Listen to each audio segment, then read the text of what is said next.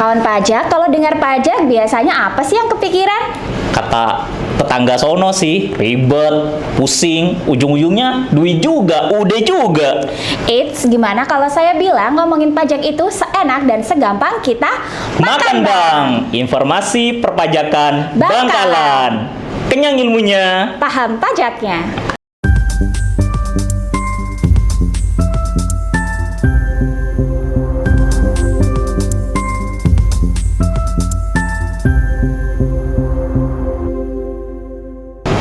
Halo teretan pajak. Nah, kawan pajak, kalau dengar kata pajak, apa sih yang biasanya kepikiran? Kalau kata tetangga sono sih, tetangga saya ya, ribet lah, pusing lah, ujung-ujungnya duit, udah juga. Nah, gimana kalau saya bilang ngomongin pajak itu seenak dan segampang kita lagi Makan Bang, informasi perpajakan Bangkalan. Kenyang ilmunya. Paham pajaknya. Sekarang kita bahas apa nih, Mbak? Perdana nih soalnya. Betul. Nah, pertama perkenalkan dulu, Kak. Nama saya Vinta dan rekan saya Jaka. Kami adalah penyuluh KPP Pratama Bangkalan. Nah, di segmen Makan Bang pertama kita kali ini, kita akan membahas yang sedang ramai dibicarakan oleh halayak nih, Mas. Lagi viral ya, lagi viral. Betul, yaitu apa, Mas? Tentang waris ya. Ya, kita akan bahas tentang pajak warisan. Karena banyak yang bilang juga kalau waris itu terutang pajak lah, bebas pajak lah, yang bener yang mana? Nah, kita akan mengupas mitos itu ya, Mas ya. Siap. Oke. Pertama, mungkin kita perlu tahu dulu nih, Mas, apa sih yang dimaksud pajak atas pengalihan tanah dan bangunan karena waris itu? Oke, saya baca pakai kerapian ya. Jadi pengalihan hak atas waris itu ketika seseorang memiliki tanah atau bangunan dan seseorang tersebut meninggal dunia. Lalu hak tersebut berpindah kepada ahli warisnya. Secara hukum itu disebut dengan pengalihan hak. Dan walaupun itu bukan transaksi jual beli, tetap ada aspek perpajakannya. Nah, ini nih yang menarik. Banyak yang mengira karena waris itu bukan transaksi jual beli, terus ya udah berarti bebas pajak. Nah, betul tapi tuh. ternyata masih ada ya kewajiban perpajakannya. Masih. Jadi walaupun harta warisan itu diterima oleh ahli waris dan bukanlah objek pajak sesuai dengan pasal 4 ayat 3 huruf B, nanti bisa dicek lah ya teman-teman tretan pajak ya di Undang-Undang Nomor 7 Tahun 83 dan diubah terakhir dengan Undang-Undang Harmonisasi Peraturan Perpajakan Nomor 7 Tahun 2021. Namun ketika ahli waris tersebut hendak mengurus prosesnya, bukan serta-merta langsung bebas begitu saja, tapi BPN itu juga akan meminta dalam bentuk SKB. SKB-nya itu harus diurus. Walaupun aspek perpajakannya itu sebenarnya ada dua, yaitu oleh KPP, yaitu PPHTB dan BPHTB. Nah, ini dikiranya mungkin semuanya KPP semua nih, padahal sebenarnya itu berbeda. PPHTB itu oleh kantor pajak, sementara BPHTB oleh Dispenda, yaitu pemerintah kabupaten tingkat 2. Oke, berarti yang diurus di KPP adalah PPH ya? Ya, PPHTB, sementara BPHTB itu sudah bukan dapur kita tuh, Mbak Vin. Jadi tretan pajak jangan terus, wah ini pajak lagi, enggak. Kalau BPHTB itu harus diurus ke Pemda setempat. Dalam hal ini biasanya Dispenda sih. Itu, Kak. Jadi gimana tuh Mas Jaka mekanisme untuk mengurus pembebasan pajaknya tadi? Iya, jadi tidak serta-merta tidak bayar pajak ya, tapi harus minta SKB. SKB ini apa?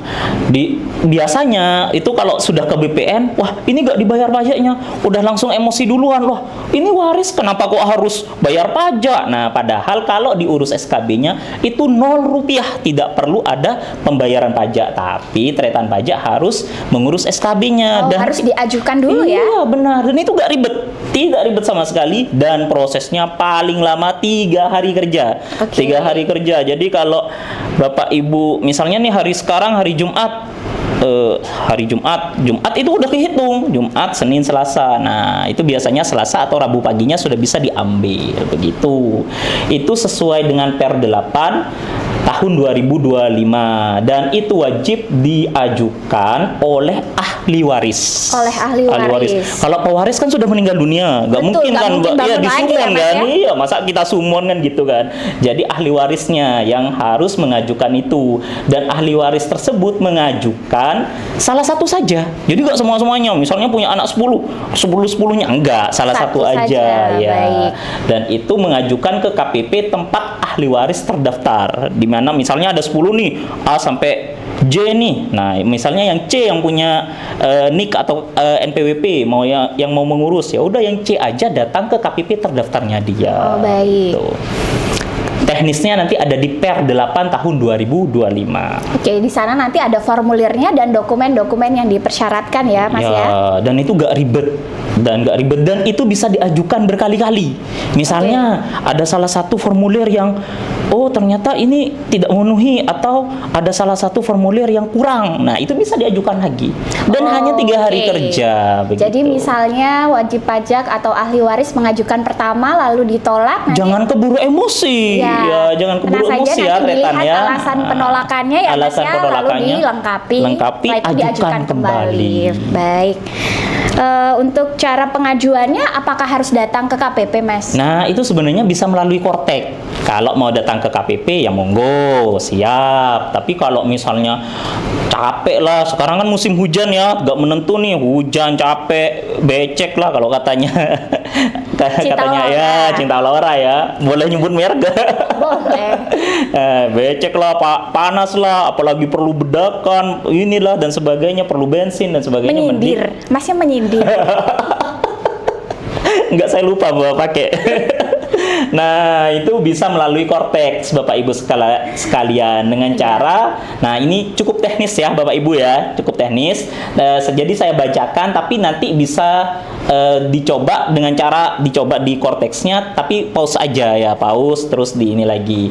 Yaitu pilih modul pertama, masuk ke akun Kortex pastinya Bapak Ibu sekalian, pakai nick dan password. Kalau belum aktivasi dulu. Betul. Nah, kemudian masuk ke layanan wajib pajak. Kemudian menu layanan administrasi. Selanjutnya pilih submenu buat permohonan layanan administrasi. Pilih tipe layanan, cari dan pilih kategori layanan AS19 SKB PPH. Saya ulangi ya, AS19 SKB PPH. Kemudian pilih kategori sublayanan AS19 strip 05 SKB PPH atas pengalihan hak atas tanah dan atau bangunan, kemudian klik simpan. Ini sebenarnya agak ribet mungkin karena diucapkan, tapi kalau sudah langsung dipraktekkan itu biasanya tek 2 menit, 3 menit, 5 menit selesai itu ya Bapak Ibu ya. Kemudian isi formulir serta unggah semua dokumen ya. Jadi dokumennya yang dipersyaratkan itu bisa diunggah. Kemudian pada grid alur kasus, pada bagian alasan permohonan, pilih opsi melakukan pengalihan harta berupa tanah dan atau bangunan karena waris. Nah, ini jangan sampai salah pilih karena banyak opsinya Mbak Vin. Ada waris, ada hibah, ada pengalihan di bawah 60 juta. Nah, ini jangan sampai salah pilih ya, kaitan semua ya. Kemudian validasi otomatis dan submit. Setelah semua data terisi dan dokumen terunggah, sistem Kortek akan melakukan validasi. Nah, kalau validasi ini biasanya take time, memang butuh waktu. Jadi jangan keburu emosi lagi gitu ya. Kalau mau lancar biasanya Kortex itu sore malam biasanya. Kalau pagi itu banyak yang make biasanya ya. Jadi memang mohon bersabar. Kemudian setelah permohonan berhasil dikirim, sistem akan menerbitkan bukti penerimaan surat. Jadi saat itu, hari itu juga itu sudah H1 dari permohonan dan tunggu 3 hari kerja, maka setelah itu bisa SKB tersebut sudah diterbitkan, entah itu diterima ataupun ditolak. Nah, kalau ditolak ya jangan keburu emosi juga ya, tretan ya. Itu mungkin ini ada kekurangan ininya itu bisa dilengkapi. Setelah itu diajukan kembali dan biasanya sudah diterima biasanya. Betul, dan setelah diterima baru nanti SKB-nya bisa dibawa ke BPN ya Mas? Iya, kemudian bisa diunduh itu di portal saya di menu dokumen saya begitu. Iya, Nah. sepertinya seperti itu saja sih untuk pengajuannya dan tidak terlalu ribet. Jadi Tretan kalau misalnya datang terus ke BPN, ini ada pajaknya belum dibayar, keburu emosi, jangan. Sabar Dulu, sabar. Setelah itu urus SKB-nya melalui Kortex yang tadi. Kalau misalnya Kortex mengalami maintenance atau bagaimana, bisa ke kantor langsung gitu. betul. Boleh dikasih contoh atau ilustrasi nggak Mas? Contoh pengajuan SKB Pengajuannya itu ya, seperti apa? ya. Contohnya Bapak Budi, ini nggak harus Budi sih, bisa Aril, bisa siapa ya. Ini kebetulan aja contohnya Bapak Budi meninggal dunia dan meninggalkan sebidang tanah. Ahli warisnya adalah Tuan Amir. Nah, Tuan Amir ini adalah anaknya dari Bapak Budi. Nah, sebenarnya Bapak Budi bisa punya beberapa anak, tapi yang mau mengajukan itu adalah yang Amir, Ya. Tuan Amir. Untuk memproses balik nama sertifikat, Tuan Amir mengajukan permohonan SKB. Bisa melalui kantor pajak, bisa melalui Kortex, seperti yang tadi sudah disampaikan. Tuan Amir memastikan dirinya telah melaporkan SPT tahunan, jadi harus laporan dulu. Ya betul. Ya, Jadi harus ada laporan syarat dulu. yang harus Harus. dipenuhi Ya. oleh ahli waris yang mengajukan Yang SKB ya. Karena kalau nanti nggak melaporkan, kemungkinan besar pasti ditolak sama Ya. kita. Karena itu sudah menjadi salah satu penelitian ya, aspek penelitian di kita begitu. Jadi harus apa Mas? Melaporkan SPT tahunan 2 tahun, 2 tahun terakhir begitu. Jadi kalau misalnya ini kenapa ditolak, ya cek dulu Bapak Ibu sudah Tretan, sudah laporan belum? Itu kalau belum laporan ya pasti ditolak. Berarti Jangan keburu emosi. Harus Jangan keburu melaksanakan kewajiban Kewajiban dulu sebelum dulu. menuntut haknya. Benar sekali. Dan kemudian yang kedua, tidak memiliki tunggakan. Oh, tidak boleh Iya, punya tunggakan nggak punya pajak. tunggakan. Ya masa minta pembebasan tapi ada tunggakan, begitu ya. Jadi kalau ada tunggakan harap dibayar. Dibayarkan dulu. Dan yang terakhir, tidak ada tindak pidana di bidang perpajakan. Ini normatif sih, kebanyakan memang tidak ada, tapi bisa jadi memang ada, begitu ya.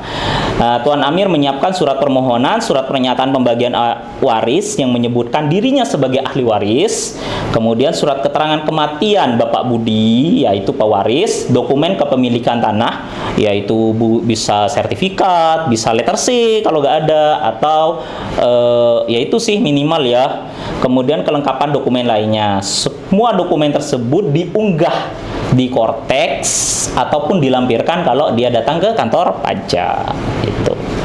Oke, jadi seperti itu ya kawan pajak untuk contoh pengurusan SKB. Nah, mungkin ada tips dari Mas Jaka untuk kawan pajak yang sedang mengurus warisan nih, mungkin biar nggak bolak-balik gitu. Biar gak bolak-balik, pertama kewajibannya yang tadi itu, 3 tadi itu, SPT tahunan 2 tahun terakhir, tunggakan, kemudian dipastikan tidak ada tindak pidana di bidang perpajakan.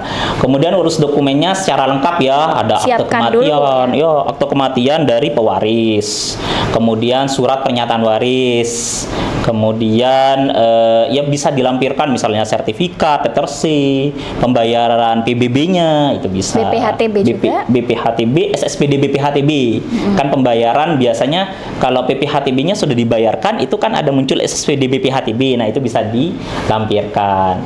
Jika butuh dokumen dari KPP, jangan ragu juga untuk datang ke Helpdesk ya. Di Helpdesk itu ada kita berlima ya, ada nanti juga Pak Hamam, ada Bang KDM, Mas Dedi ya. Itu ketum kami, kemudian ada Dimas juga ya. Nah, dan bila tanah warisan dijual, pastikan store PPh final 2,5%. Tapi itu kalau dijual, Ya, kalau sudah jadi ada jual beli. Kalau sudah dialihkan ke ahli waris tadi, harusnya pakai SKB, tapi kalau si ahli waris menjual, pastinya tetap harus bayar. Ada lah, PPh karena kan sudah 2,5%. beda itu, beda hukum ya, aspek perpajakannya berbeda. Ah, luar biasa sekali Mas Jaka. Terima kasih atas penjelasannya yang sangat informatif. Nah, semoga sekarang kawan pajak semakin paham ya bahwa pengalihan hak atas tanah dan bangunan karena warisan itu pada dasarnya bukan objek pajak. Namun, untuk mendapatkan pembebasan PPh final, kawan pajak perlu mengajukan SKB atau surat keterangan bebas. Dan tidak ribet. Ya, betul. Yang penting sabar dan tidak keburu emosi. Oke kawan pajak, sampai di sini dulu podcast kita pada episode kali ini. Jangan lupa subscribe, like, and share akun channel YouTube kita. Dan jangan lupa juga follow media sosial kami lainnya untuk mendapatkan info-info terkini terkait perpajakan. Saya Vinta, Saya Jaka. pamit undur diri. Sampai jumpa di episode berikutnya. Makan Bang, informasi perpajakan Bangkalan. Kenyang ilmunya. Paham pajaknya.